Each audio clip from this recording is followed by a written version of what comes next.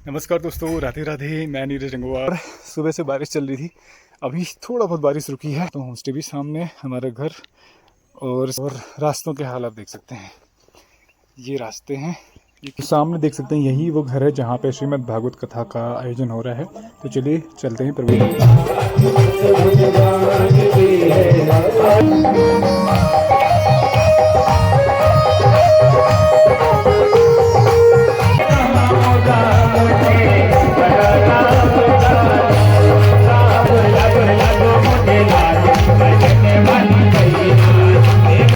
देव के पुत्र भरत जी ने उस शावक को बचाया, इसलिए अपने मन को हमेशा भगवान के चरणों में लगा के रखे। बलि ने लेट के प्रणाम किया तो भगवान ने अपना शरीर बढ़ाया और सिर आकाश में पहुंचा और पांव पृथ्वी में। जिस दरवाजे से निकलूं उस दरवाजे पर आपका दर्शन हो। भगवान ने 52 रूप बनाए और बलि के यहाँ पर पहरेदारी करी।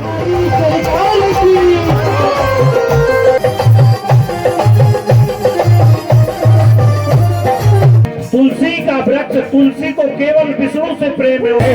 बोला लो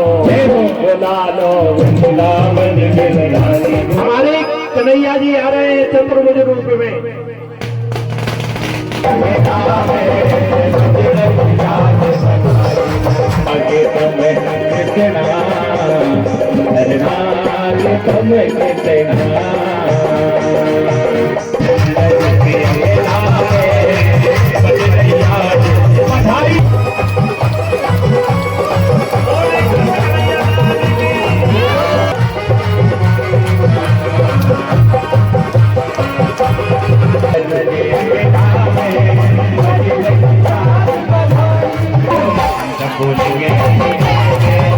नमस्कार दोस्तों, राधे राधे। मैं नीरज रंगवाल नंदन कानन होम स्टे मुक्तेश्वर से आप सभी का हार्दिक स्वागत करता हूं अपने YouTube channel Nandan Kanan home stay में। तो आजकल हमारे गांव में जो टीला छोटी चाचड़ी हो गया, वहाँ पे हमारे ही गांव के सदस्य, हमारे काकुलों के घर में जो है श्रीमद् भागवत कथा का आयोजन हुआ है। तो आज चतुर्थ दिवस की कथा वहाँ पे होनी है। प्रथम दिवस में हम लोग गए थे, भव्य कलश यात्रा वहाँ पे निकली थी, और आज चतुर्थ दिवस की कथा होनी है। तो मैं भी यहाँ से जा रहा हूँ कथा श्रवण करने के लिए। 2 दिन अवसर नहीं हो पाया वहाँ पे जाने का, लेकिन आज अवसर मिला है तो मैंने इस अवसर को चूकना नहीं चाहिए। तो आज मैं जा रहा हूँ और आपको भी ले चलता हूँ श्रीमद् भागवत कथा चतुर्थ दिवस में, जहाँ पे आज भगवान श्री कृष्ण की जो बाल लीला है और सबसे सर्वप्रथम प्रकट लीला, उसके पश्चात भगवान की बाल लीलाओं का विस्तार से वर्णन किया जाएगा। और परम पूज्य व्यास महाराज जी, जो कि झांसी से आए हुए हैं, राष्ट्रीय व्यास जी हैं, और विदेशों में भी उनकी कई सारी कथाएं हुई हैं। तो यहाँ पे प्रथम कथा उनकी हो रही है। तो हम सबका परम सौभाग्य है कि ऐसा श्रावण मास की शुरुआत में ही ये अवसर हमें मिल रहा है कि यहाँ पे कथा श्रवण करने का, और भगवान का जो जीवन चरित्र है, भगवान की जो लीलाएं हैं, उनका रसास्वादन करने का अवसर यहाँ मिल रहा है। तो चलिए आज मैं आपको ले चलते हैं चतुर्थ दिवस की कथा में, हमारे टीला गांव के टीला क्षेत्र में। तो चलिए शुरू करते हैं इस ब्लॉग को। बने रहिए हमारे साथ में, पूरी वीडियो को एंजॉय कीजिएगा। तो मैं घर से निकल रहा हूँ और सुबह से बारिश चल रही थी, अभी थोड़ा बहुत बारिश रुकी है। रास्ते आप देख सकते हैं, ऐसे में बरसात में ना सारे रास्तों में फिसलन हो जाती है और चलना तो बहुत ज़्यादा रिस्की हो जाता है ऐसे में। और एक बार मैं यहाँ से आपको अपना घर भी दिखाता हूँ। होम स्टे भी सामने, हमारा घर और साथ में हमारा होम स्टे भी। तो दोनों ही काम बिल्कुल रुका पड़ा है क्योंकि बारिश की वजह से सारा डिस्टर्ब हो चुका है। और रास्तों के हाल आप देख सकते हैं, ये रास्ते हैं, ये कीचड़ बन गया रास्ते में। तो जगह जगह ऐसे कीचड़, पानी और घास वास बहुत रहती है रास्तों में, तो इसलिए चलना बहुत ही ज़्यादा मुश्किल और रिस्की हो जाता है ऐसे में। चलिए हम चलते हैं यहाँ से श्रीमद् भागवत कथा चतुर्थ दिवस के लिए।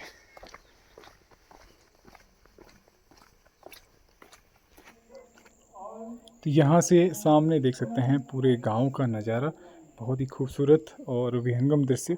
सामने हमारा पूरा गांव है और सामने उसके बिल्कुल पीछे की तरफ बूढ़ी बना, और ऊपर जो है सतबुंगा गोमती गैर वाला एरिया दिख रहा है। तो चलिए यहाँ से बढ़ रहे हैं हम उस घर की तरफ जहाँ पे श्रीमद् भागवत कथा का आयोजन हो रहा है। ये सामने है घर जिसमें श्रीमद् भागवत कथा का आयोजन किया जा रहा है। तो चलिए प्रवेश करते हैं आज की कथा में।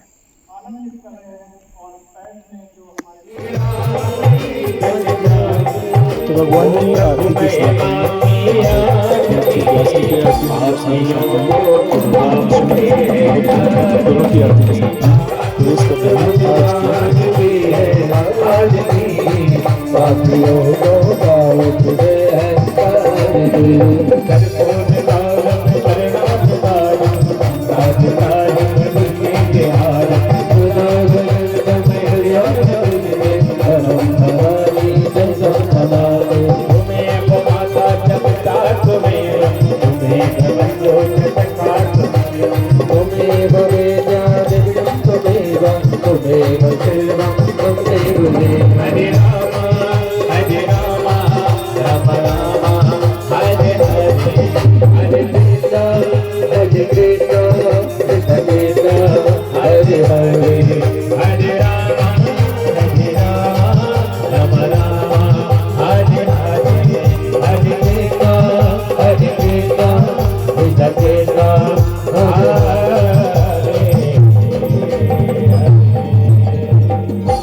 जनेन शीतले करुणम मारुति बिहारी लाल की भागवत भगवान की जय हो सियापति रामचंद्र की जय हो उमापति महादेव की जय हो हनुमान जी महाराज की गुरु गोरखनाथ जी महाराज की वृंदावन बिहारी लाल की श्री राधा रानी सरकार की श्रीमद् भागवत महापुराण की मुक्तेश्वर महादेव की देवभूमि उत्तराखंड की श्री सत्य सनातन धर्म की स्वयं देवता की श्री गुरु गोरखनाथ की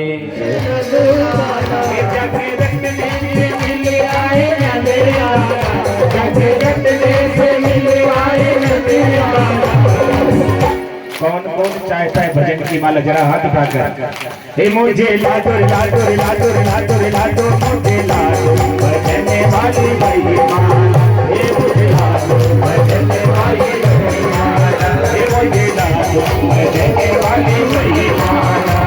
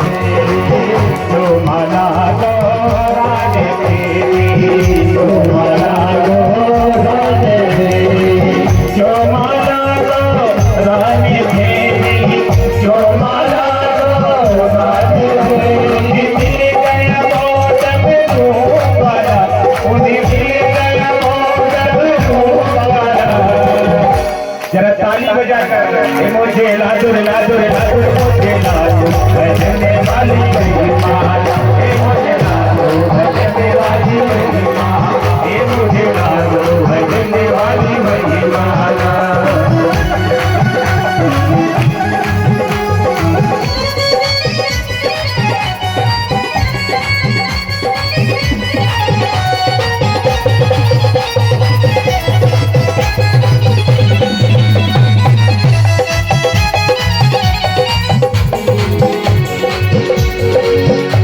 माला दो पति ने फेरी जो माला दो पति ने फेरी जो माला दो पति ने फेरी जो माला दो पति जो माला दो पति ने फेरी जो माला दो पति ने फेरी देखो चीरे बढ़ा दिया दे लाला देखो चीरे बढ़ा दिया दे लाला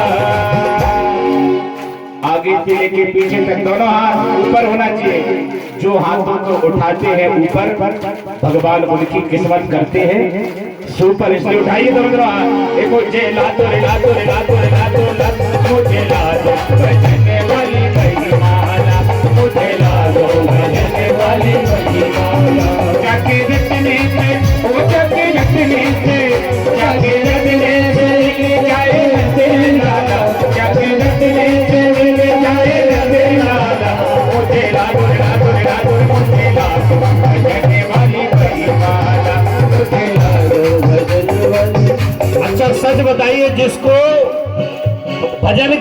चाहिए। हाथ खड़े करो। है जो नाचना जानता है और दौड़ खड़े होकर के नाचेगा, और जो ताली बजाना जानता है ताली बजाएगा। मुझे ला दो भजन वाली, मुझे ला दो भजन वाली वही माला। जाके रटने से ओ जाके रटने से, जाके रटने से ओ जाके रटने से, जाके रटने से मिल जाए गते लाला, जाके रटने से मिल जाए गते लाला। मुझे ला दो ला दो ला दो ला दो ला दो, मुझे ला दो भजने वाली वही माला, मुझे ला दो भजने वाली वही माला।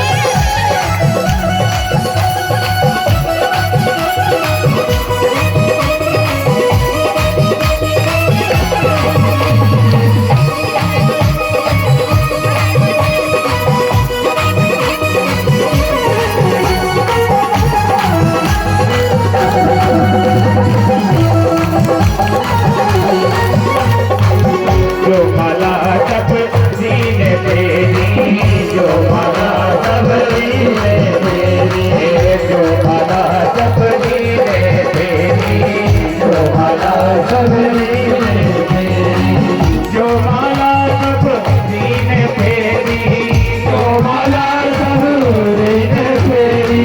वो झूठे पेड़ों से साजक पहले डाला, झूठे पेड़ों से साजक पहले डाला।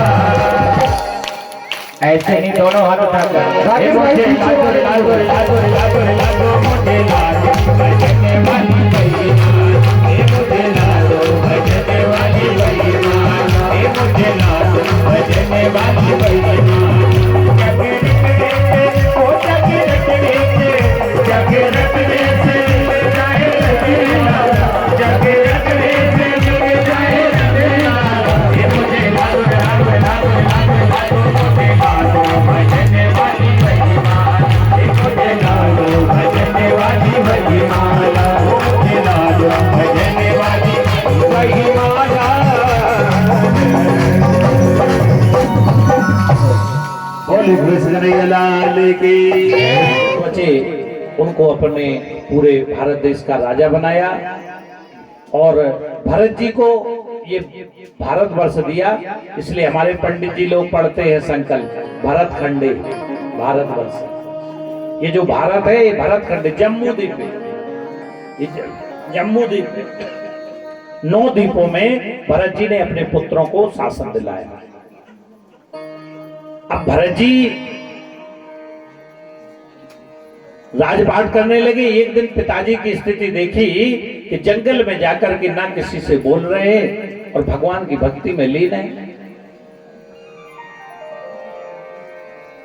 रात दिन केवल भगवान के स्मरण में अपने मन को लगाए हैं। अपने पिताजी की स्थिति को देखकर उनको भी लगा कि मैं इस संसार में क्या कर रहा हूं। भरत जी ने अपना घर छोड़ दिया अपने पुत्र को राज्य देकर के, और भरत जी कहां पहुंचे? भरत जी पहुंचे दामोदर कुंड के पास। दामोदर कुंड कहां है? गंडक नदी के किनारे नेपाल में। और वहां पर वो भगवान शंकर नाम का जाप करने लगे, जो भगवान शंकर जी करते हैं। ये दामोदर कुंड नेपाल में है, जहां पर गंडकी नदी का प्रादुर्भाव होता है। वहां से गंडकी नदी निकलती है, बर्फीली हवाएं चलती हैं। उसी दामोदर कुंड में सालिग्राम भगवान प्रकट होते हैं। सालिग्राम जानते हो आप?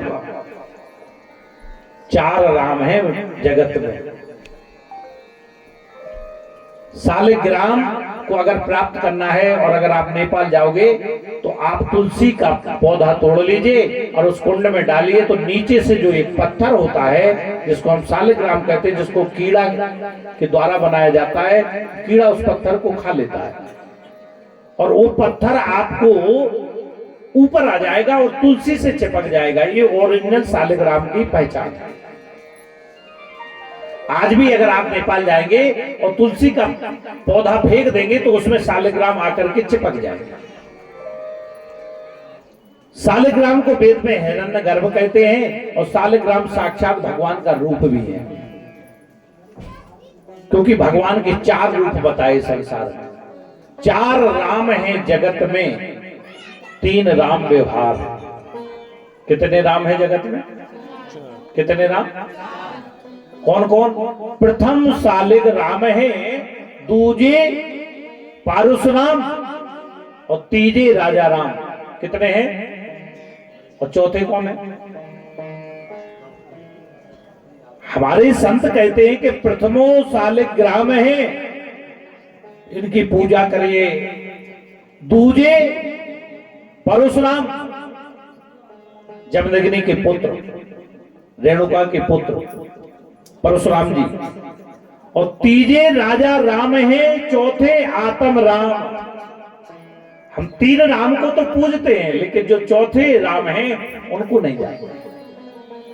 इसलिए कहा कि चार राम हैं जगत में, तीन राम व्यवहार, इनके साथ व्यवहार निभाइए, मंदिर जाइए, आरती करिए, पूजा करिए। लेकिन जो चौथे आत्म राम हैं तिनका करो विचार। और जब तक आत्मा राम को नहीं जानोगे तब तक इन तीन राम से भी हमारा काम नहीं बनता है। भगवान कृष्ण दास बोध पत्र काव्य कहते हैं, शिवाजी के गुरु हुए समर्थ रामदास, उसमें लिखा है भगवान कृष्ण ने, नाना शास्त्र पठेन लोके नाना देवत्व पूजनम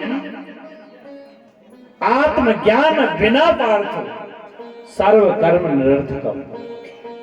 अगर आपने आत्मा का ज्ञान प्राप्त नहीं किया तो आपके जितने जीवन के कर्म हैं वो सारे निरर्थक हैं। इसलिए भरत जी ने सोचा कि हमने संसार तो देख लिया, लेकिन अब आत्मा राम को प्राप्त करना है जो हमारे अंदर है। अब भरत जी नदी में खड़े होकर के ध्यान करने लगे। एक कुटिया बना ली, 24 घंटे ध्यान में मस्त हैं। लेकिन कहते व्यक्ति की बुद्धि कब बिगड़ जाए पता नहीं चलता। इसीलिए हमारे संतों ने हमें बताया कि ज्यादा संग्रह नहीं करना चाहिए, क्योंकि वस्तुओं का संग्रह करोगे तो हमारी बुद्धि उन वस्तुओं में जाएगी। अब मैं अगर एक ज्वलंत प्रश्न करूं, हालांकि बहुत कम लोग ऐसे, क्योंकि अगर आप घर बढ़िया बिल्डिंग कोठी बना रहे हो, इटालियन पत्थर लगा रहे हो, तो आपका मन उसमें रहेगा कि बाहर रहेगा। इसीलिए हमारे संतों ने कहा कि ज्यादा संग्रह मत करो। अगर संग्रह करोगे तो आपका मन वहां जाएगा। इसलिए बहुत कम में अपने जीवन यापन करो। इसलिए संतों ने ज्यादा जोड़ा नहीं। भरत जी भी कुछ लेके नहीं गए। अब एक कुटिया में रहते थे। एक दिन क्या हुआ, नदी में स्नान करने लगे। उधर से एक हिरन पानी पी रहा था। गर्भिणी हिरनी थी। उधर से एक बाघ आया, उसने आक्रमण कर दिया। अब हिरन ने छलांग लगाई तो उसका गर्भ जो था वो गिर गया। उससे एक सावक हुआ, वो पानी में डूबने लगा। हिरन तो छलांग लगा के उस साइड मर गया, नदी के उस साइड। लेकिन इधर वो सावक डूबने लगा। भरत जी स्नान कर रहे थे। संत है, संत को दया है, क्योंकि संत संसार को बचाने वाला होता है। एक और सुंदर कथा याद आ गई। एक नदी में संत स्नान कर रहा था। देव के पुत्र भरत जी ने उस सावक को बचाया और अपने कुटिया में ले गए। तो जो 24 घंटे भजन करते थे, अब उनका भजन कम हो गया, उसमें मन लगने लगा, उसको खिलाने पिलाने में लग गए। अंत में ये हुआ कि सारे जीवन की तपस्या बेकार हो गई। उनका अंत समय आया और उनका मन जो है वो सावक में रहा, इसलिए हिरन बन गए। बोले वृंदावन में हरि लाल की। अब आप लोग सोचें कि जब जड़ भरत जी जैसा ऋषि जो भगवान की भक्ति करता था और अंत में उसको कहां जाना पड़ा, पशु लोग। और हम तो इतना सब कुछ नहीं कर रहे हैं। जब भरत की बुद्धि अंत समय खराब हो गई तो हम तो उस भजन को कर ही नहीं रहे हैं, तो हमें तो 84 में जाना ही पड़ेगा। इसलिए अपने मन को हमेशा भगवान के चरणों में लगा के रखिए। भरत जी हिरन की योनि में जंगल में, लेकिन उनको स्मृति बनी रही इस ज्ञान की। एक दिन जंगल में आग लगी, वो भगवान की स्मृति में डूब गए और उसी आग में जल गए। और जल करके जब अगला जन्म हुआ तो एक अंगिरस ब्राह्मण के यहाँ उनका जन्म हुआ और उनका फिर नाम रखा गया भरत। अब जैसे ही उनका जन्म हुआ तो सौतेली माँ के पुत्र थे, उनके जो 3 भाई थे उनसे बहुत ईर्ष्या रखते थे। पिताजी ने कहा कि चलो गायत्री मंत्र सीखो, जाओ गुरु के यहाँ। अब गुरु के यहाँ गए। अब भरत जी ने मन में सोचा, जैसे ही भरत जी 2-3 वर्ष के हुए, बोलना शुरू हुआ, तो उन्होंने कहा गायत्री मंत्र सीखो। अब उन्होंने सोचा कि गायत्री मंत्र करेंगे, कल के दिन कहेंगे जाओ सत्यनारायण की कथा करे आओ, परसों के दिन कहेंगे ये करे आओ, मैं फंस जाऊंगा, फिर वही बात होगी। तो उन्होंने मन में संकल्प लिया कि मैं बोलूंगा ही नहीं। गुरु के यहाँ भेजा तो कुछ बोले ही नहीं। वो पढ़ाए कि बेटा बोलो, छोटा, लेकिन वो बोले ही नहीं। गुरु ने कहा ये तो जड़ है, तो उसका नाम पड़ गया जड़ भरत, बोले ही नहीं। घर आए, पिताजी ने निकाल दिया, तो बड़ा निठल्ला है, कुछ करता नहीं, बोलता भी नहीं, चल जंगल में जा। अब भरत जी थे, आकर के जंगल में भगवान की भक्ति करने लगे। राम के भरोसे थे, बड़े हिष्ट पुष्ट थे, सूखे पत्ते खा करके अपना जीवन बसर कर रहे थे, भगवान की भक्ति कर रहे थे। एक दिन एक राजा रहुगढ़, उस राज्य का राजा निकला। 4 उसमें उसके पालकी को ढोने वाले सेवक लगे हुए थे। एक सेवक बीमार पड़ गया, अब जंगल में किसको ढूंढे। 3 सेवकों ने ढूंढा, बोले महाराज एक व्यक्ति बैठा है बहुत दूर पे।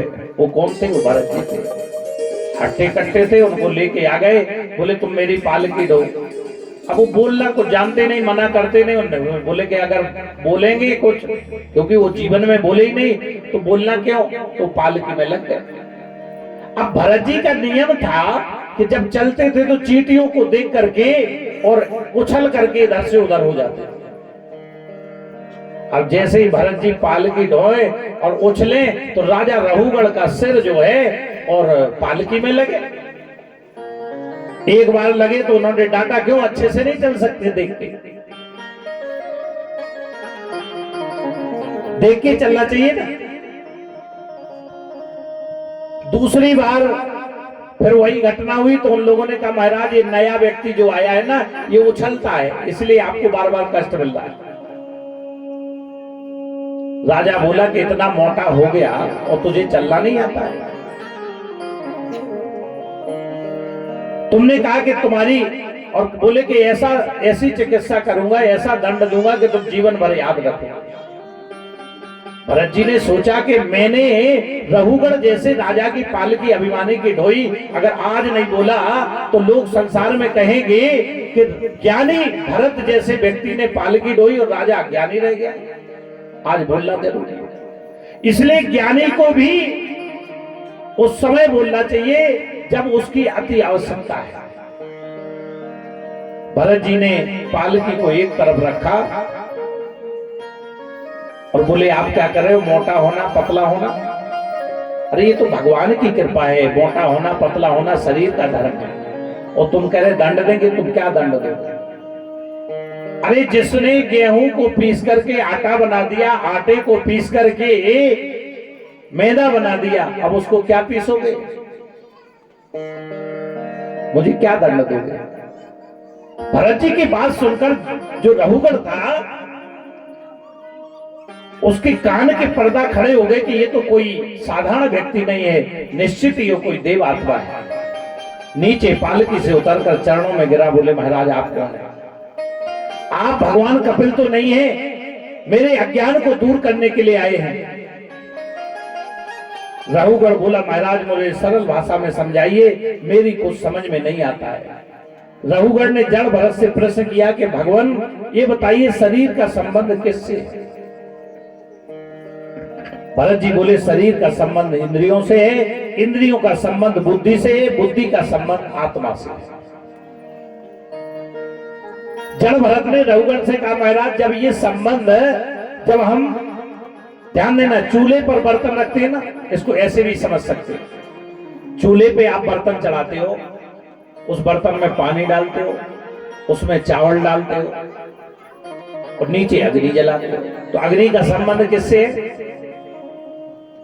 अग्नि का संबंध बर्तन से, बर्तन का संबंध पानी से है, और पानी का संबंध जो उसमें डाला है, चावल डाला है, उससे।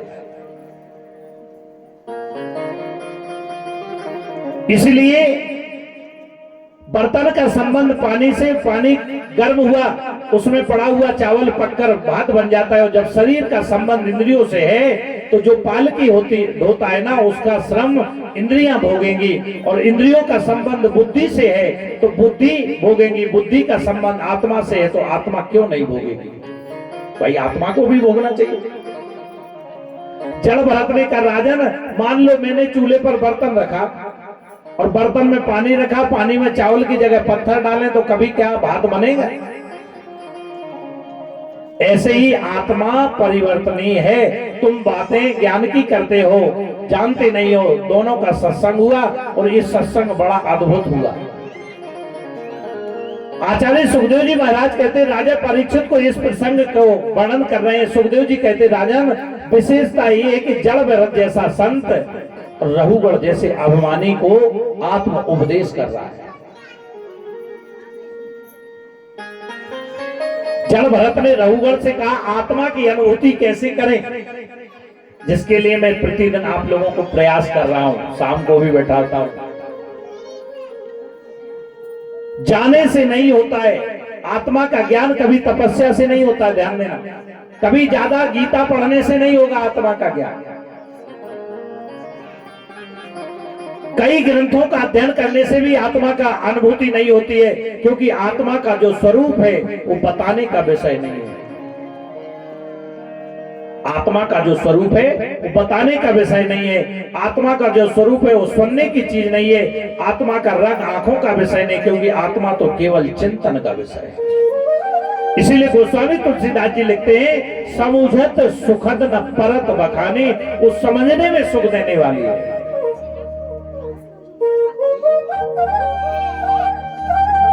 और अगर आत्मा के स्वरूप को जानना चाहते हो, कितने लोग जानना चाहते हैं आत्मा स्वरूप को? बस एक मैया और कोई नहीं। कितने लोग जानना चाहते हैं आत्मा के स्वरूप को? भगवान कृष्ण कह रहे आत्मा के स्वरूप को अर्जुन तू देख, मैं देखने के लिए कह रहा हूं। पश्चिमेव योगेश्वर, मुझको देखा जाता, उस आत्मा को देखा जा सकता है जो हमारे अंदर है, हम उसको देख सकते हैं। तो देखना चाहिए कि नहीं देखना चाहिए? तो कब देखना चाहिए? जाने के बाद के रहते रहते। बोले वृंदावन बिहारी लाल की। इसलिए आत्मज्ञान के लिए जो कार्य अत्यंत आवश्यक है वो क्या है? वो क्या है? आत्मज्ञान किसी पत्थर से नहीं मिलेगा, क्योंकि अगर आपको इलाज करवाना है तो आपको डॉक्टर के पास जाना पड़ेगा जो अभी वर्तमान में है। बात समझ रहे हमारी? अगर आपको कोई प्रधानमंत्री किसे काम है तो अभी जो वर्तमान पद पे है, हमें मोदी जी के पास जाना पड़ेगा। अब पूर्व में मनमोहन सिंह हुए, उनसे तो काम नहीं बनेगा ना। इसी प्रकार अगर आत्मा के स्वरूप को समझना है तो समय के महापुरुष के पास जाना पड़ेगा, समय के संत के पास जाना पड़ेगा। इसलिए भगवान कृष्ण कहते अर्जुन तद विधि प्रणपातेन परपिस्मेन सेवया उपदेक्षति ते ज्ञानम ज्ञानिना तत्वदर्शना। अर्जुन अगर तू मेरे स्वरूप को देखना चाहता है, तू अपनी आत्मा को जानना चाहता है, तो तू किसी तत्वदर्शी के पास जा। बता रहे, मैं पहले भरत नाम का राजा था, अपने पिताजी का सत्संग मिला, कथा सुनी। मेरे पिताजी संत थे। मेरे मन में ऐसा बैराग आया कि घर बार छोड़कर मैं चला गया और वन में जाने के बाद मृग शावक में मेरी अनुरक्ति हो गई, लेकिन मृग के शरीर में भी मेरी पूर्व जन्म की स्मृति बनी रही। इसलिए अगर आप आत्मज्ञान को जान लोगे तो स्मृति भूलती नहीं है, क्योंकि ये जो आत्मा का ज्ञान होता है ना, एक बार ज्ञान प्राप्त होने के बाद, उसका साधना प्राप्त होने के बाद आप किसी भी योनि में चले जाएंगे। लेकिन भगवान कृष्ण कहते हैं अर्जुन, ये ज्ञान एक ना एक दिन तुम्हें परमात्मा के पास ले जाकर के छोड़ेगा। इसलिए सज्जनों, चिंतन करो, एकांत में बैठकर अपने आप से प्रश्न करो, आखिर मेरा स्वरूप क्या है? क्योंकि आत्मा का बोध जिसे हो जाता है राजन, उसे परमात्मा की प्राप्ति हो जाती है। इस पर तो कभी चिंतन ही नहीं किया। छोटे और बड़े हैं, जब तक ये भाव तुम्हारे मन में है कि ये छोटा है वो बड़ा है, तब तक हमें इस चीज से बहुत दूर है। इसलिए छोटे से छोटे प्राणी के अंदर भी आत्मा है, चींटी के अंदर भी आत्मा है, जानवरों के अंदर भी आत्मा है, हमारे अंदर भी आत्मा है। जो विडंबना फैली हुई है, क्यों? क्योंकि हम आत्म रूप में लोगों को नहीं देखते। स्कंद की कथा, पंचम स्कंद की कथा समाप्त हुई। हिरण्यकश्यप उनसे दुश्मनी मानता था, वो तपस्या करने के लिए चला गया, ब्रह्मा को प्रसन्न किया। उसने मांगा ना मैं दिन में मरूं, ना रात में मरूं, ना आकाश में मरूं, ना पाताल में मरूं। उसकी पत्नी गर्भवती थी जिसका नाम था कयादू। इंद्र ने सोचा कि अच्छा मौका है, क्यों ना इसको ले जाए और कहीं मार दे। इंद्र ने कयादू का हरण किया और ले जाकर के जाने लगे तो नारद जी ने रास्ते में देखा कोई स्त्री विलाप कर रही है, तो नारद जी ने उसको रोका। बोले इंद्र कहाँ ले जा रहे हो आप इन्हें? देवर्षि। बोले देवर्षि आप जानते नहीं ये राक्षस कुल का दीपक है और आज पेट में ही इसको मार देंगे तो हमें परेशान नहीं होगी। बोले गलत है, एक स्त्री और दूसरी गर्भवती, इसको मारना नहीं चाहिए। नारद जी उसको लाए और अपने आश्रम में ला करके और उसे गर्भ में ही वो नाम दीक्षा दी, ज्ञान उपदेश दिया। इसलिए जो बालक हुआ उसका नाम प्रहलाद रखा गया। बोले प्रहलाद महाराज की। कयादू को छोड़ करके इतने में वो तपस्या करके हिरण्यकश्यप अपने घर आ गया। यहाँ उसने बालक को देखा तो बड़ा प्रसन्न हुआ। उसने अपने बालक को गुरु आश्रम भेजा, बोले जाओ बेटा पढ़ के आओ। अब प्रहलाद तो रात दिन भगवान की भक्ति में लीन था, रात दिन नारायण नारायण का जाप करता था और ध्यान करता था। गुरु ने कहा कि महाराज ये तो और लड़कों को भी बिगाड़ देगा, ये तो भगवान विष्णु के नाम का कीर्तन करता है। विष्णु से तो ईर्ष्या रखता था।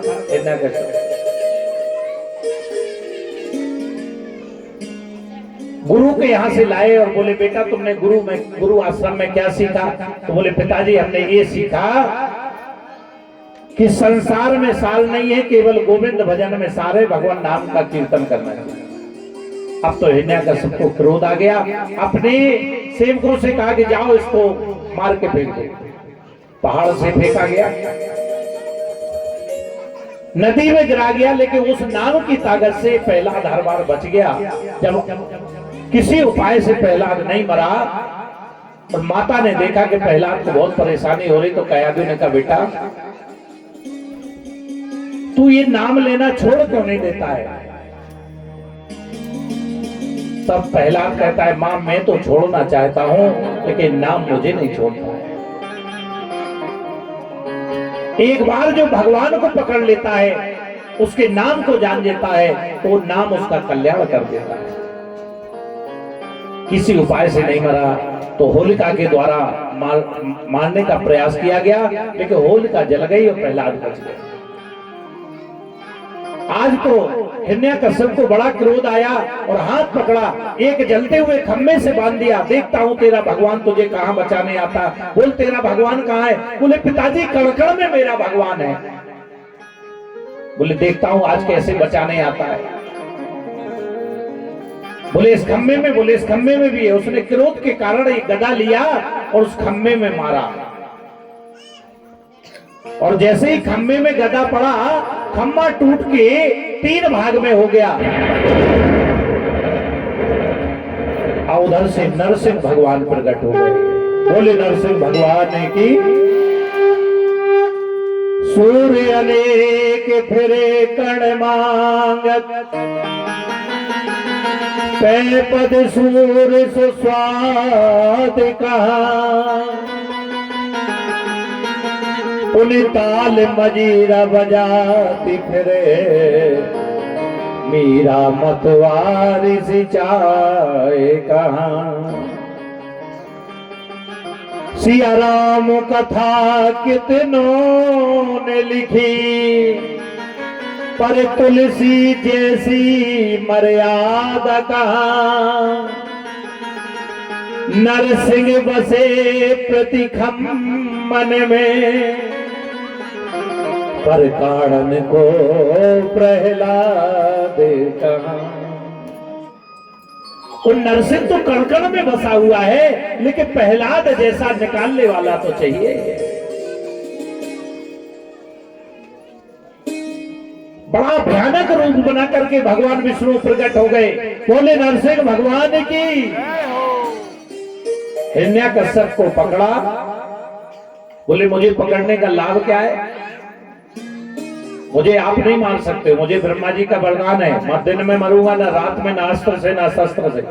बोले देख रहे हो अभी कौन समय है? बोले क्या समय है? बोले गोधूली का समय है। गोधूली समय होता है ना, उसको ना दिन कह सकते हैं ना रात कह सकते हैं।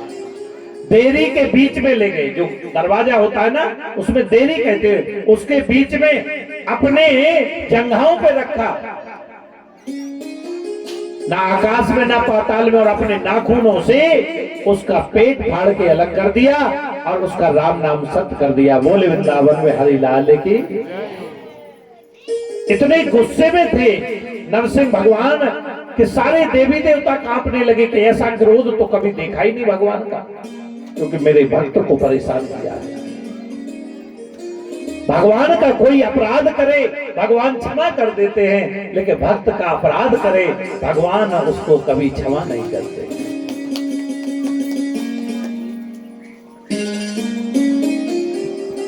प्रहलाद को संतों ने आगे किया, सभी देवताओं ने, और प्रहलाद को जैसे ही सामने देखा गोदी में लेकर के ऐसे चूमने लगे जैसे एक माँ अपने पुत्र को चूमती है। बोले बेटा मांगो।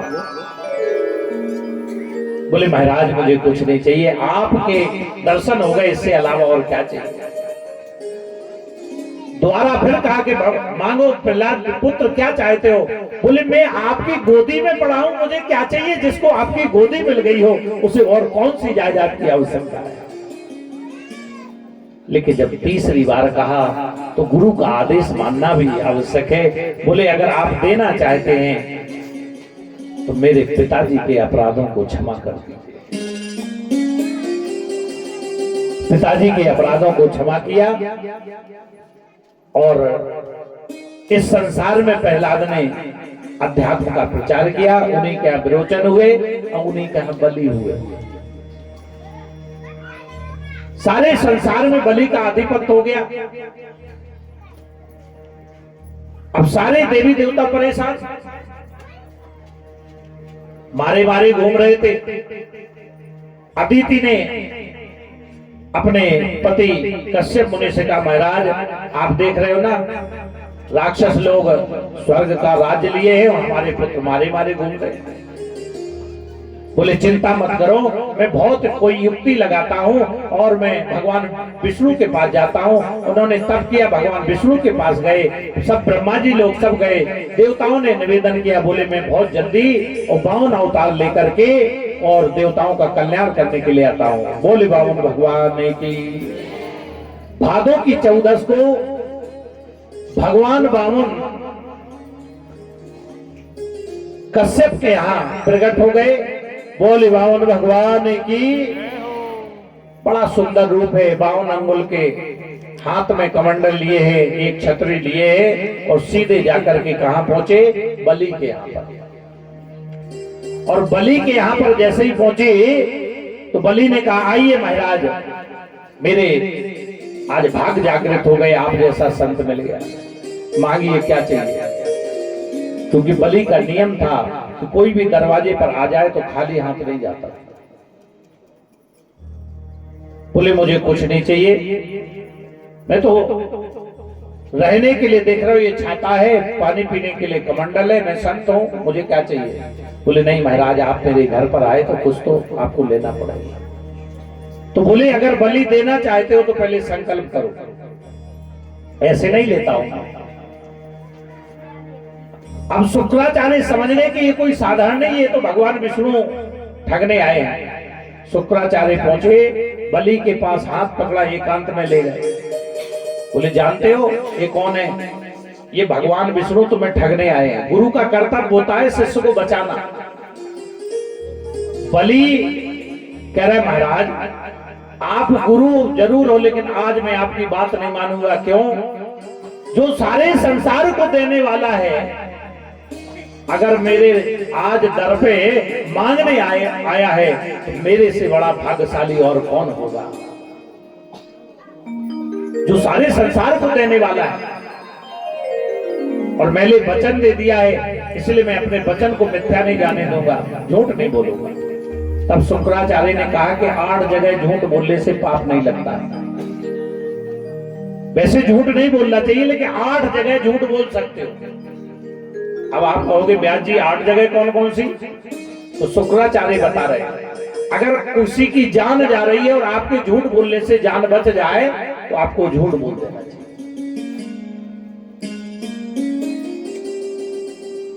गौ हत्या हो रही है और अगर आप झूठ बोलने से बच जाए गौ, तो आपको झूठ बोल देना चाहिए। और बच्ची का विवाह कहीं हो रहा है, उसमें झूठ बोलना पड़े तो बोल जाइए। किसी का धन नष्ट हो रहा है और आपके झूठ बोलने से धन बच जाए, सारा धन राज्य जा रहा हो और झूठ बोलने से बच जाए तो झूठ बोल जाइए। बोले नहीं महाराज, आज मैं झूठ नहीं बोल सकता। बलि महाराज बामन भगवान के पास पहुंचे, बोले महाराज मांगिए क्या चाहिए। बोले संकल्प करो। तो जैसे ही संकल्प करने लगे तो जो लोटा होता है उसमें अंजलि होती है और जल से संकल्प होता है। जल के अंदर, उस लोटे के अंदर शंकराचार्य गए और बैठ गए। अब बामन भगवान कुशा की आसन लिए थे बैठने वाली, उन्होंने एक कुशा तोड़ी, अंजलि में डाल दी तो शुक्राचार्य की आंख फूट गई। बोले वृंदावन में हरि लाल की। तभी से शुक्राचार्य की आंख फूटी। और अगर आप भगवान के कार्य में बाधा पहुंचाओगे तो आपकी भी आंख फूट जाएगी। यहाँ एक भाव ये भी है, इसलिए भगवान संकल्प हुआ। बोले महाराज मुझे ज्यादा कुछ नहीं चाहिए, 3 पग भूमि दे दीजिए। कितनी? 3 पग।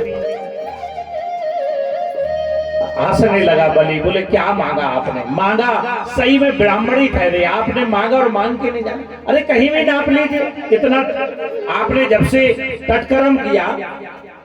बोले बलि किसी को दान देते हैं तो प्रणाम करते हैं, प्रणाम करो। जैसे ही बलि ने लेट के प्रणाम किया तो भगवान ने अपना शरीर बढ़ाया और सिर आकाश में पहुंचा और पांव पृथ्वी पर रखे। जैसे ही उठ के देखा तो देखते रह गया।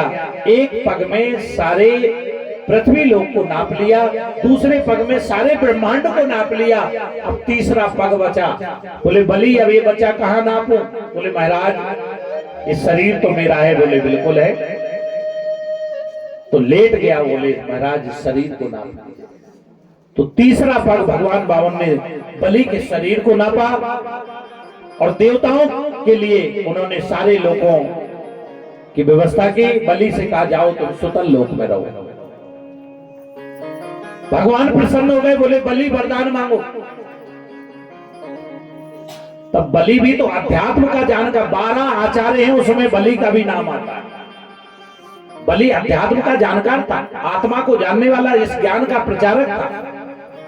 बलि बोला महाराज मैं जिस दरवाजे से निकलूं उस दरवाजे पर आपका दर्शन हो। अब बलि के यहाँ 52 दरवाजे थे।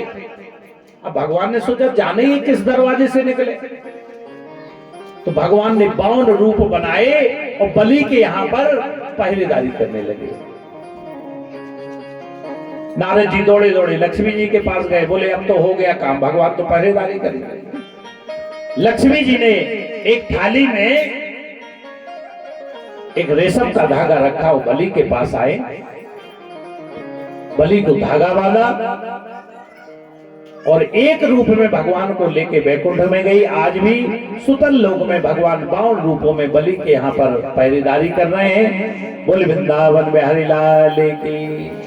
और तभी से ये रक्षाबंधन बनता है। जब बलि ने संकल्प किया 52 भगवान ने रक्षाबंधन बांधा। जैसे हमारे आचार्य लोग आपको बांधते हैं और मंत्र पढ़ते हैं। एन बद्धो बलि राजा दानवेंद्रो महाबला तेन त्वाम बंधनामि रक्षमा चल मचल। कथा करवाओगे तब भी बलि के नाम से ही धागा बनता है। आज से बलि तुम सारे संसार में तुम्हारे नाम से रक्षा होगी लोगों की। और ये धागा जो बांधते हैं किसी यज्ञ में, कथा में, ये बलि के नाम का धागा है। आज भी बलि हमारे बीच में हमारी रक्षा करता है भगवान की कृपा की। बोले कृष्ण कन्हैया लाल की। एक और सुंदर कथा है गजग्राही की कथा। इनके नयन गंभीर हैं और इनके चपल विशेष। इसलिए जीवन में जो राम ने किया उसको करो और जो कृष्ण ने किया उसको बिल्कुल मत करो। राम के किए हुए को करो और कृष्ण के कहे हुए को करो। ब्रह्मा के पुत्र मरीच, मरीच के कश्यप, कश्यप के पुत्र सूर्य और सूर्य के एक नाम है व्यवस्वान। और व्यवस्वान के द्वारा जो उत्पन्न हुआ उसे हम कहते हैं व्यवस्वत मनु। ये वंश यहां से चला। आते आते इसी वंश में अमरीश हुए जिन्होंने एकादशी के व्रत को नियम से करके भगवान विष्णु को प्राप्त किया था। इसी वंश में आगे आकर के रघु हुए, रघु के अज हुए, अज के दशरथ हुए। वृद्धा समय लग गया, पुत्र की प्राप्ति नहीं हुई, बड़े उदास रहने लगे। नारद जी को बुलाया, वशिष्ठ जी को बुलाया। उन्होंने कहा आप श्रृंगी ऋषि के द्वारा पुत्रेष्टि यज्ञ करिए तो आपके यहाँ संतान प्राप्त हो। चारों तरफ आदर फैल गया, चोरों का बोलबाला हो गया, माता बहनों का सम्मान जाने लगा। कहीं भी शंख की आवाज आए तो रावण जैसा राक्षस शंख को फोड़ दे, ऋषियों को मार दे, ऋषियों की हड्डियां का ढेर लगने लगा। और जब अधर्म इतना फैला तो सारे देवी देवता भगवान विष्णु के पास पहुंचे। बोले महाराज अब तो इस संसार में रहने लायक नहीं रहे। तब भगवान विष्णु ने कहा कि चलो मनु शत्रुपा के रूप में एक बार मेरे तप किया था, उन्होंने पुत्र रूप में मांगा था और मेरा समय हो गया है, मैं आ रहा हूं। दशरथ जी ने यज्ञ किया। उस यज्ञ में से यज्ञदेव एक चरु लेकर के यज्ञ में से और खीर का कटोरा लेकर निकले। उसमें के 3 भाग किए गए। एक भाग कौशल्या को दिया गया और एक भाग कैकेयी को दिया गया और एक भाग सुमित्रा को दिया गया। और जैसे ही उन्होंने उस खीर को ग्रहण किया तो भगवान गर्भ में आए और गर्भ में आने के पहले अपनी मां को दर्शन कराए। नौमी तिथि मधुमास पुनीता शुक्ल पक्ष अभिजित हर्षिता। चैत्र मास की शुक्ल पक्ष की नौमी तिथि को ठीक दिन के 12 बजे प्रभु राम इस तरह धाम पे आ रहे हैं। कैसे आ रहे हैं? चतुर्भुज रूप में। एक जगह प्रश्न हुआ, बोले महाराज भगवान अवतार लेता है कि जन्म लेता है? तो ये कल बताऊंगा अवतार और जन्म, क्योंकि समय भी हो गया है। अवतार भक्तों के हृदय में लेता है और जन्म जो है वो संसार में लेता है। भगवान गर्भ में आए तो जन्म भी लेते हैं। चतुर्भुज रूप में कौशल्या के कक्ष में प्रकट हो गए। आइए हम लोग भी बड़ी सुंदर स्तुति के माध्यम से प्रभु राम को और चारों भाइयों को प्रकट करें, बड़े भाव के साथ, प्रार्थना के साथ। भय प्रकट कृपाला दीन दयाला कौशल्या हितकारी। भय प्रकट कृपाला दीन दयाला कौशल्या हितकारी। अजस महतारी मुनि मनहारी अजस को पितारी। बड़े भाव के साथ बोले सियापत राम भगवान की। लोचन अभिजावा तन घन श्याम निज आयुध भुज बनमाला नयन विशाला शोभा चिन्ह कहीं कोई कर जोरी अस्तु तोरी कहे विधि करो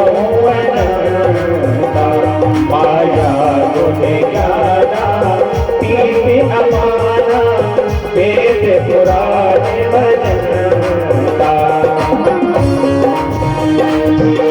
करुणा सुख सागर सब गुण आगर जय गावे शुभ संग सोम में लागी जय अनुरागी भय भरे श्री कर ब्रह्मांड निकाया निर्मित माया राम राम रवि करे हमें तुझे तो भाषी यही उपहासी सुनत धीर पति करे न करे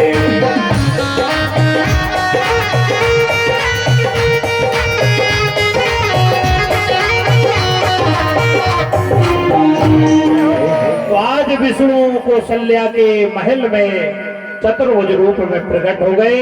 एक हाथ में शंख है, एक में गदा है, एक में पद्म है, एक में चक्र है। माता जी ने देखा, बड़े विस्मित भाव से देखने लगी। बोले माता जी ऐसे कैसे देख रहे हो, गेट खोलो। आपने तपस्या की थी मनु शत्रुपा के उसमें, और आपने मांगा था कि तुम्हारे समान पुत्र चाहिए, मैं आ गया। अरे बोले कैसे गेट खोल दे, मैंने पुत्र बुलाया था, आप तो पिताजी बन के आ गए, ऐसे कोई आता है? बोले माता जी फिर कैसे आता है, आप भी बताओ। बोले पहले तो आप अपने ये चार जो हाथ हैं इनको दो में लाओ। भगवान ने दो कर दी। बोले अब तो ठीक है माता जी, अब जा, अब तो दरवाजे खोलो। बोले अभी नहीं। बोले अभी छोटे हो जाओ। छोटे हो गए भगवान, क्योंकि भक्त के वश का भगवान है, और तब किया था। बोले माता अब तो ठीक है। बोले अभी ठीक नहीं। बोले और छोटे हो गए। बोले अभी कपड़े त्यागो, जो पीताम्बर पहने हो ना इसको त्यागो। त्याग दिया। बोले अब। बोले अभी रो। बोले मैं भगवान हूं, मुझे रोना भी पड़ेगा। बोले बिल्कुल रोना पड़ेगा, अगर संसार में आओगे तो रोना भी पड़ेगा। सुन बचन सुजाना रोदन ठाना होई बालक सुर बोपा यह चरित जगावई हरि पद पावई ते न परई भव को। जैसे ही भगवान ने रोना प्रारंभ किया, कौशल्या जी की दरवाजे खुल गए। सारे अयोध्या में पता चल गया कौशल्या के लला हुआ है। और दशरथ जी को जैसे ही पता चला तो सारे अपने कक्ष में पहुंचे जिसमें धन रखा हुआ था। सारे कक्ष की तिजोरियां लुटाने लगे। जो आए, जो भी हाथ में आए, सब देने लगे। पता चला कि कैकेयी के भरत जी हुए हैं, और सुमित्रा के लक्ष्मण और शत्रुघ्न हुए हैं। चारों पुत्रों को देख करके सारा अयोध्या खुशी हो गया। बिन मौसम फल आ गए, और क्योंकि जहां भगवान होता है बार ग्रह नक्षत्र तिथि सब अनुकूल हो जाते हैं।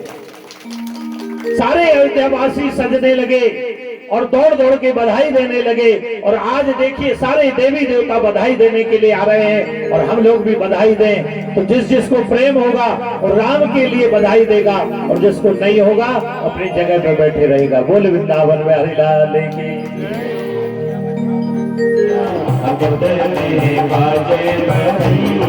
बाजे बधैया, बाजे बधैया, बाजे बधैया, बाजे बधैया। जन्मे है अरे जन्मे है चारों भैया, बदन में बाजे बधैया। जन्मे है चारों भैया, बदन में बाजे बधैया। बदन में बाजे बधैया।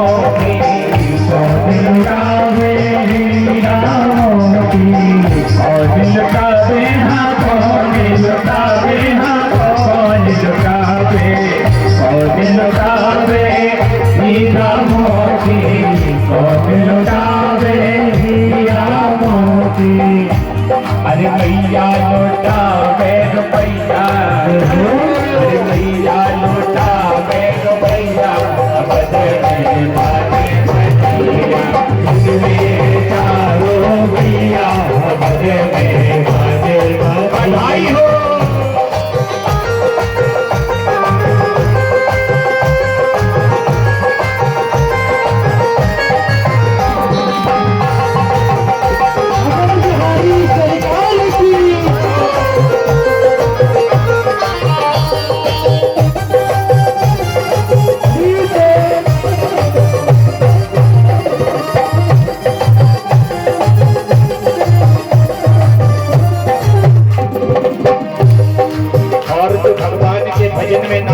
उनके लिए भगवान कहते हैं नजर लगे ना टोना,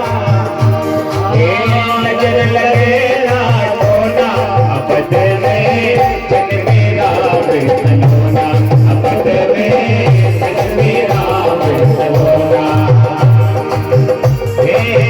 नजर लगे ना टोना, नजर लगे ना टोना, सोनकिया में जन्मे राम सलोना, सोनकिया में जन्मे राम, बधाई हो।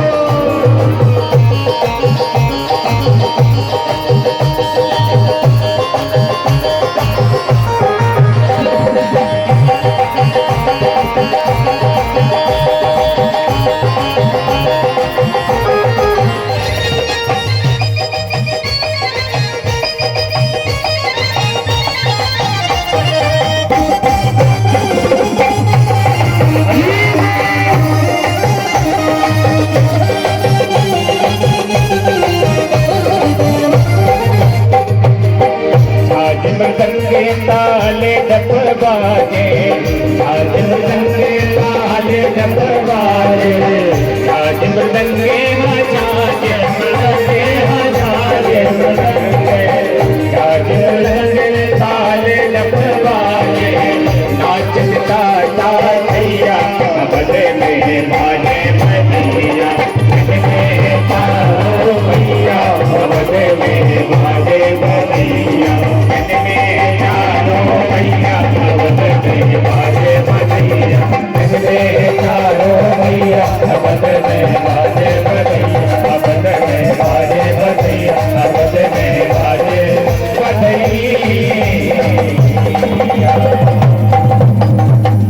जय बोले राजा रामचंद्र भगवान की। जब अजन्मा का जन्म होता है तो अनामी का नाम क्यों नहीं। 108 विप्रजनों को साथ लेकर वशिष्ठ जी आए और 28वें दिन बाद नाम रखा गया।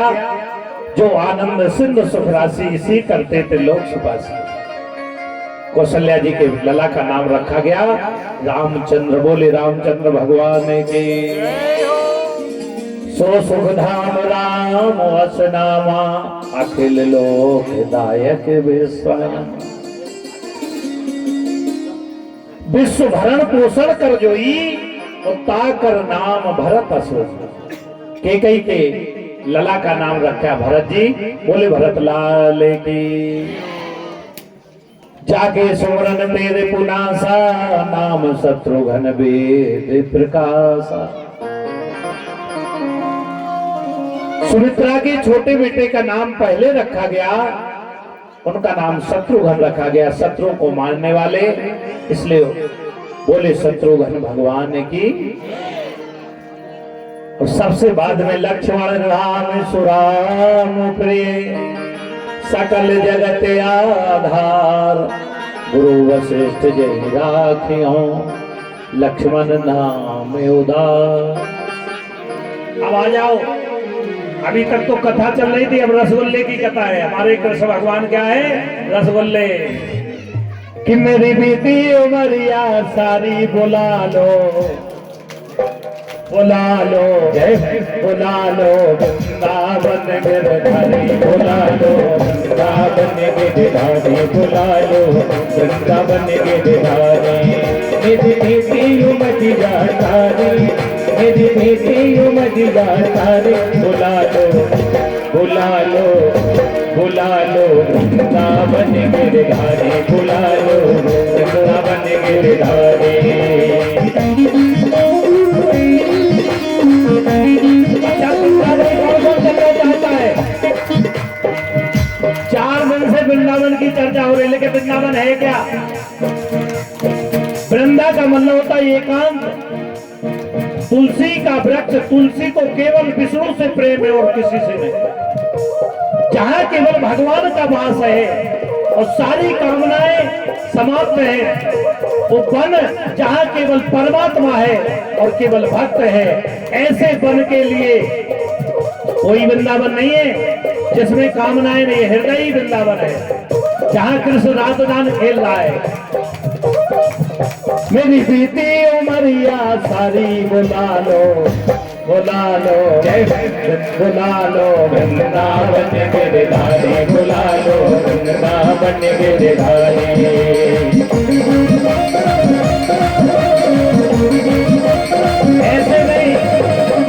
ऐसे नहीं जा पाओगे वृंदावन, ऐसे तो नहीं आप पहाड़ उतर पाओगे, ऐसे थोड़े जाना है।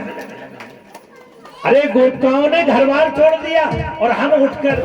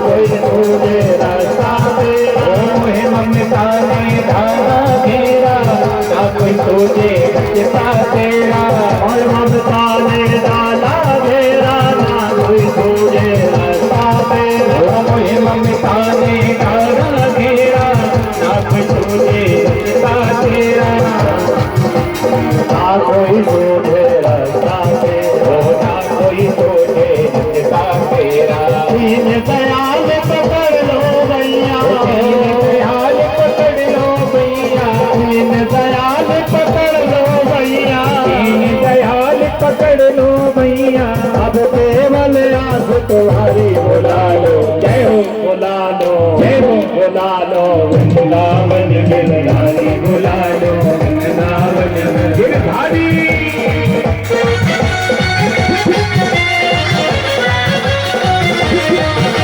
दोनों हाथ की तालियों की सेवा करो, सभी लोग दोनों हाथ उठाइए।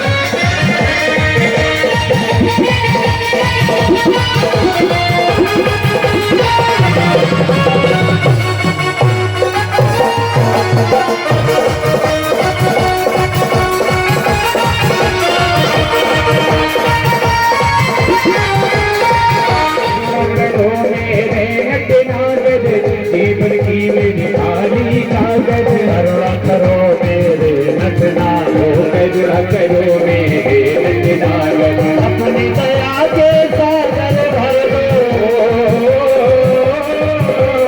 अपनी दया के सागर भर दो, अपनी दया के सागर भर दो। मैं आई शरण बिहारी, बुला लो, जय हो बुला लो, जय हो बुला लो वृंदावन गिरधारी, बुला लो वृंदावन गिरधारी।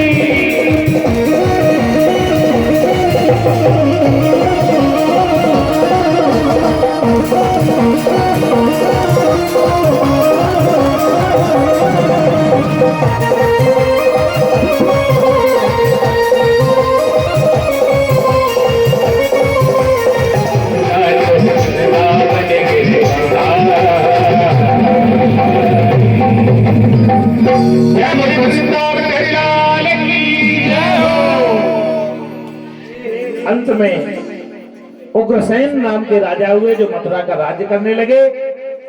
उनकी पत्नी एक दिन अपनी सखियों के साथ नगर घूमने के लिए वन में निकली।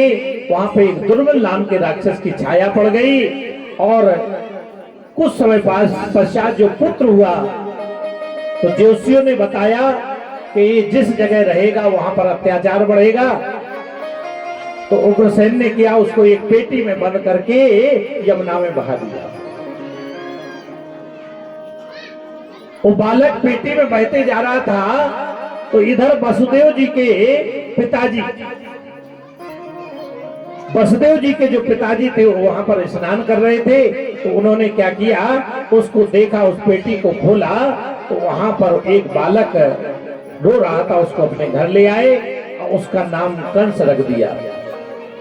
वसुदेव और कंस साथ में खेलने लगे तो सूरसेन ने उनका पालन किया, जो वसुदेव के पिताजी थे। उनका पालन हुआ। 11 वर्ष का जब कंस हुआ तो नारद जी आए और कान में बताया कि तुम्हारा नाम कंस है और तुम उग्रसेन के पुत्र हो और मथुरा के जो राजा हैं वो तुम्हारे पिता हैं।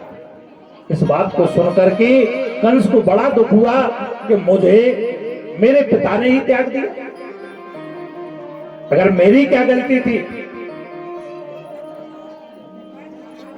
वो तुरंत कैलाश पर्वत पर गया और भगवान भोलेनाथ की तपस्या की। देखिए अपने अपने स्थान पर बैठिए, मैं बहुत जल्दी कृष्ण जन्म कर रहा हूं, इसलिए कथा भी। भगवान की तपस्या की उसने, भगवान भोलेनाथ प्रसन्न हो गए, बोले वर मांगो। बोले महाराज अमर कर दो। बोले संसार में जो आया अमर नहीं हो सकता है, इसलिए मैं तुम्हें एक धनुष दे रहा हूं, इसको ले जाओ, जब तक ये धनुष रहेगा तब तक तुम्हारे प्राण रहेंगे। कंस आया और उसने अपने पिताजी को गद्दी से उतार करके खुद गद्दी पर बैठ गया और उसने 7 मंत्री बनाए, चाणूर मुष्टक, चारों अत्याचार करने लगे। सारे जगत में अत्याचार फैल गया। ज्योतिषियों से, ब्राह्मणों से द्रोह मानता था, क्योंकि उसके कारण उनको यमुना में बहाया गया था, इसलिए वो ब्राह्मणों के यज्ञ हो तो उसको नष्ट कर दे। गाय का वध होने लगा, माताओं का सम्मान जाने लगा। फिर देवता लोग भगवान के पास पहुंचे, बोले महाराज वही समस्या, फिर यहाँ रहने लायक नहीं है। भगवान ने कहा चिंता मत करो, मैं बहुत जल्दी आ रहा हूं। उग्रसेन का एक भाई था जिसका नाम था देवक, उसकी एक पुत्री थी देवकी। कंस उसे बहुत मानता था। उसका विवाह हुआ, विवाह वसुदेव जी के साथ हुआ। कंस खुद भेजने जाने लगा तो रास्ते में पहुंचा तो आकाशवाणी हुई, रे कंस, जिसको तू लेके जा रहा है इसके अष्टम गर्भ से तेरा वध हो जाएगा और तू संसार से चला जाएगा। कंस मारने के लिए तैयार हो गया। वसुदेव ने अनेक प्रकार से धर्म शास्त्र युक्त समझाया, तब माना। बोले कोई बात नहीं, जब नहीं माना तो बोले हमारे जो पुत्र होंगे तुम ले लेना। कंस ने रथ लौटाया, अपने राज्य में ले आया। पहला पुत्र हुआ, उसको छोड़ दिया। अब नारद जी ने कहा ये तो पुण्य कमा लेगा। नारद जी पहुंचे, एक चक्र बनाया, उसमें 8 खाने खींचे। बोले पहले को गिनाया तो 8वां, 8वें से गिना तो पहला 8वां। तो पहले पुत्र को उसने मार दिया। देवकी वसुदेव को 7 ताले के अंदर कोठरी में बंद कर दिया, जेल में ताले पड़ गए। धीरे धीरे करके 6 पुत्रों को मार दिया। जब 7वां गर्भ आया तो भगवान ने आदेश दिया अपनी योग माया को जाओ और जो देवकी के गर्भ में भ्रूण है उसको निकाल करके रोहिणी के गर्भ में स्थापित कर देना। और योग माया से कहा जाओ तुम यशोदा के यहाँ पर बालिका के रूप में उनके गर्भ में स्थापित हो जाइए। भादों की सप्तमी को बलराम जी रोहिणी के यहाँ प्रकट हुए और इधर भगवान जब देवकी के गर्भ में आए तो पूरे काल कोठरी में प्रकाश होने लगा। देवता लोग फूलों की वर्षा करने लगे और देव की बड़ी सुंदर स्तुति कर रही है, प्रभु मेरे 6 पुत्रों को मार दिया और मेरे कष्टों का निवारण कब करोगे। और जैसी देवकी बड़ी सुंदर प्रार्थना करती है तो भगवान चतुर्भुज रूप में प्रकट हो गए। सारे देवता गाने लगे, हम सब गा रहे हैं। आइए हम लोग स्वागत करें, भगवान इस धराधाम पर आ रहे हैं हम सबको कष्ट निवारण करने के लिए। आज भी वो आए हुए हैं, तो जिनका जन्मोत्सव हम मना रहे हैं वो भी कहीं ना कहीं है, उनके सानिध्य में जाकर के अपने कष्टों का निवारण करें। कि स्वागतम कृष्ण सुस्वागतम कृष्णा स्वागतम सुस्वागतम शरणागतम कृष्णा स्वागतम सुस्वागतम शरणागतम कृष्णा स्वागतम कृष्णा शरणागतम कृष्णा स्वागतम कृष्णा स्वागतम कृष्णा स्वागतम कृष्णा स्वागतम सुस्वागतम शरणागतम कृष्णा स्वागतम सुस्वागतम शरणागतम कृष्णा स्वागतम कृष्णा स्वागतम कृष्णा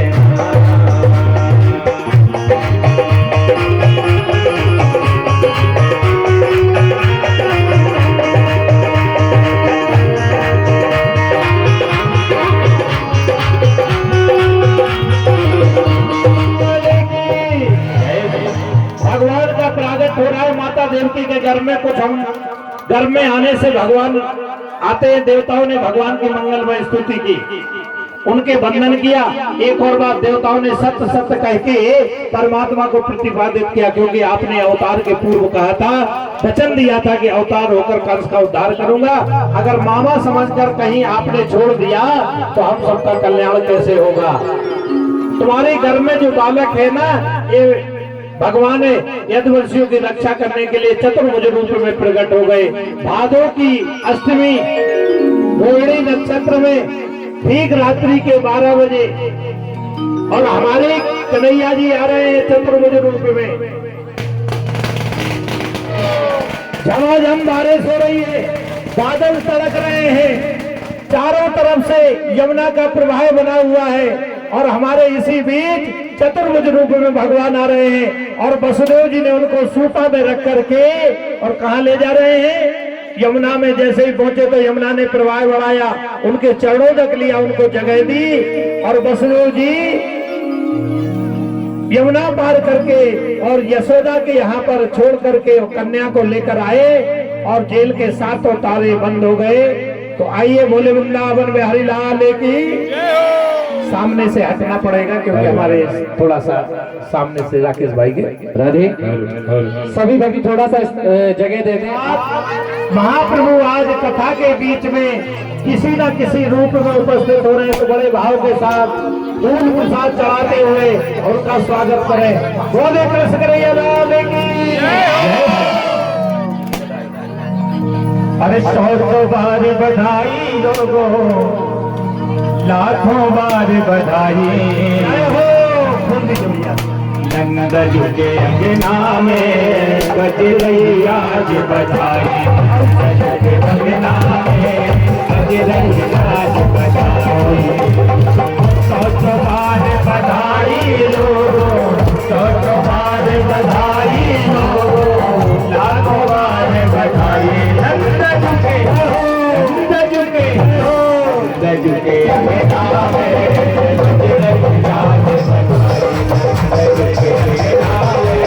बज रही आज बधाई हो।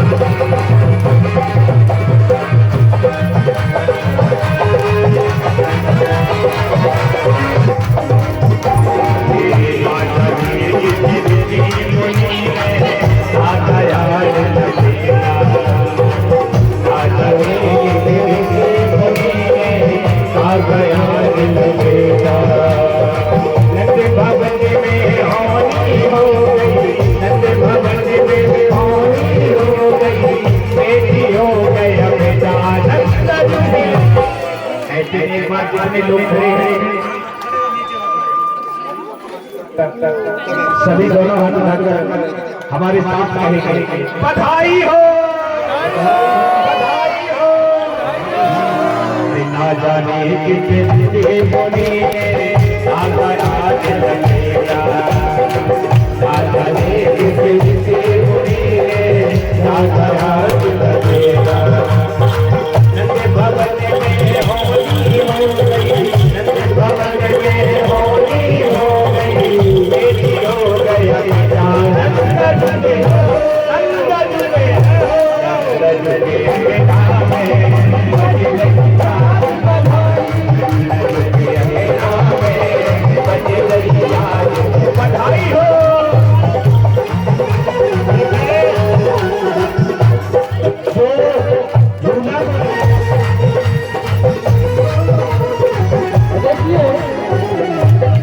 भगवान का झूला झुलाते हैं तो भगवान का झूला खाली हाथ नहीं झुलाना है, और जो भगवान का झूला झुलाना है बधाई हो।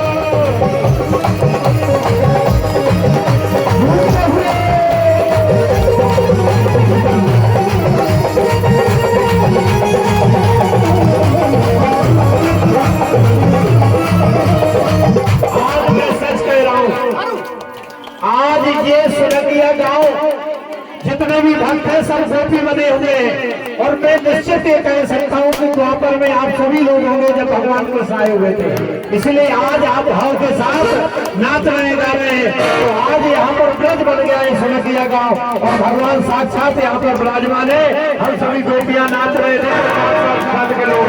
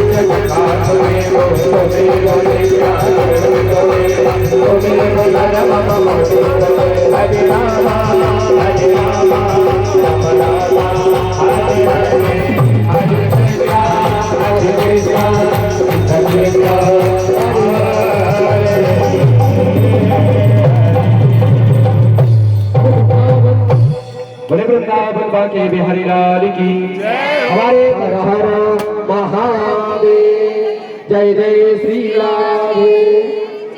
तो सभी भक्त अपने तो आज चतुर्थ दिवस की कथा को विराम देके हम लोग निकल रहे हैं यहाँ से वापस घर के लिए। तो बड़ा आनंद आया, आनंद की वर्षा हुई यहाँ पे, भगवान का प्राकट्य इसमें दिखाया गया और बहुत सारी लीलाएं भगवान की दिखाई गई इसमें, और अद्भुत रस की वर्षा यहाँ पे हो रही है। सभी लोग आनंदित हो गए इस कथा को श्रवणपान करके, और समय कब निकल गया मालूम ही नहीं पड़ा। और इतने सारे लोग अभी भी बैठे हुए थे वहाँ पे, अभी भी अगर कथा रहती तो लोग अभी भी बैठे रहते। तो यही एक उत्कृष्ट व्यास जी की पहचान होती है, क्योंकि व्यास जी को लेकर के पूरी कथा रहती है। तो बड़ा आनंद यहाँ पे बरस रहा है इस कथा में। कल से और आनंदमयी लीलाओं का यहाँ पे व्याख्यान किया जाएगा, क्योंकि कल से भगवान की जो बाल लीलाएँ हैं उनमें हम प्रवेश करेंगे। तो आज की इस ब्लॉग को, इस वीडियो को मैं यहीं पे विराम देता हूँ। कल फिर से मिलेंगे आपको अगले ब्लॉग के साथ में। तो उम्मीद करता हूँ आपको ब्लॉग पसंद आया होगा। ब्लॉग पसंद आए प्लीज़ को लाइक कीजिए, शेयर कीजिए और कमेंट कीजिए। साथ ही साथ बेल आइकन प्रेस करना मत भूलिए, बेल आइकन प्रेस कीजिए ताकि कोई भी हमारा नया ब्लॉग पब्लिश होगा तो नोटिफिकेशन के माध्यम से आपको मिल जाएगा। तो हमेशा से हमारे साथ ऐसे बने रहने के लिए आपका बहुत बहुत धन्यवाद। मिलते हैं नए ब्लॉग में, तब तक के लिए राधे राधे।